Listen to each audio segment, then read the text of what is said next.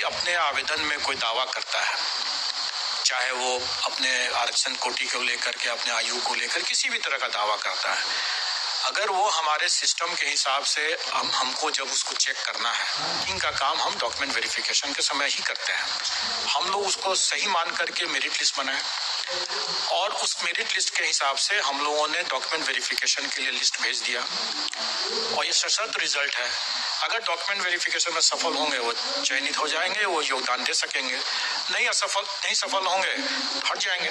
और उनके ऊपर तो हम लोगों ने ये भी कर रखा है कि अगर कोई कदाचार का जिस श्रेणी में जो आएगा तो उस पर कदाचार के रूप में भी कार्रवाई होगी उसको। ये डॉक्यूमेंट वेरिफिकेशन का जो 9, 10 और 11, 12 का आयोग ने कराया था, उसके बाद कई अभ्यर्थियों ने ये शिकायत की थी कि उनका पार्शियली वेरीफाइड हुआ है। स्वाभाविक है कि ऐसे पार्शियली वेरीफाइड को भी हमें बेनिफिट ऑफ डाउट देने की आवश्यकता थी। उसके अलावा बड़े पैमाने पर अभ्यर्थी अनुपस्थित रहे थे और उसका हम लोगों ने यहाँ पर उनके आवेदन को पोर्टल से जांच किया और उसमें जहाँ जहाँ हमें डाउट रहा वहाँ हम लोगों ने डाउटफुल मानते हुए उनको बेनिफिट ऑफ डाउट दिया। और जो क्लियर कट मामले थे, जो छांटने वाले थे, लगभग 10,000 के आसपास हम लोगों ने छांट भी दिया थी। जिनका गलत था उनको हम लोगों ने पहले अपने ही स्तर पर छांट दिया।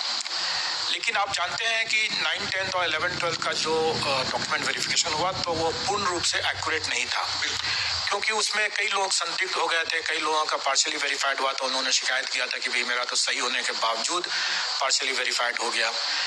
और इन सब कठिनाइयों को देखते हुए हम लोगों ने यह भी तय किया कि प्राथमिक का डीवी हम यहाँ पर नहीं करेंगे और इसीलिए शिक्षा विभाग के साथ तालमेल बैठाते हुए हम लोगों ने कहा कि ये डीवी का प्रोसेस जो है वो शिक्षा विभाग जब योगदान देने के समय आएगा उसी समय किया जाएगा, उस समय छट जाएंगे। अभी आपने देखा होगा कि जो सूचना है उसमें लगभग 5 से 10,000 के बीच में लोग अभ्यर्थी ऐसे हैं जो कि डॉक्यूमेंट वेरिफिकेशन में छट रहे हैं। स्वाभाविक है, छटना ही था उनको, अगर वो गलत है तो छटना ही है। लेकिन कई ऐसे मामले भी होते हैं जिसमें हमें डीवी के दौरान, मतलब जो शिक्षा विभाग को भी डीवी के दौरान उनको संदेह का लाभ देने की मजबूरी है। जैसे एक दृष्टांत मैं बता सकता हूँ, अभी मीडिया पर ही आ रहा था कि वो बीएड है और उसका इसमें हो गया, प्राइमरी में हो गया।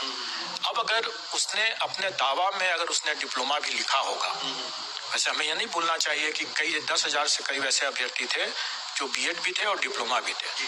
अगर उसने अपने दावा में अगर कहा है कि भाई हम तो डिप्लोमा है तो हम तो उसको डिप्लोमा ही मान करके देंगे। डॉक्यूमेंट वेरिफिकेशन में अगर डिप्लोमा का सर्टिफिकेट नहीं देता है तो छट जाएगा।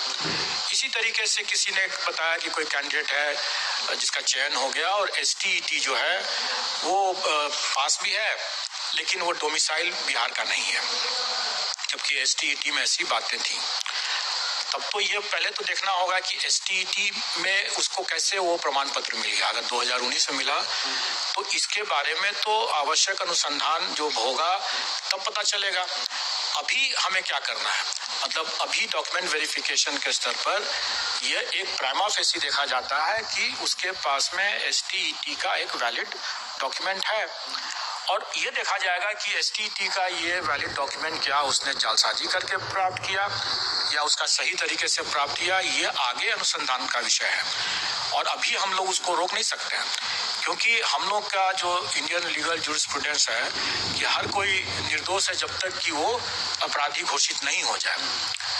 इनोसेंट टिल प्रूव गिल्टी, जब तक कि वो गिल्टी प्रमाणित नहीं हो जाता है तब तक इनोसेंट मांग के किया जाएगा। और ये जो फर्जी दस्तावेज अगर कोई किसी भी जगह का लेके आता है, अगर वो मूल रूप में लाता है, प्रथम दृष्टव्या हम लोग प्राइमा फेसी उसको सही मानेंगे और कालांतर में जब उसकी वृहद जांच होगी, जो कि होना ही है,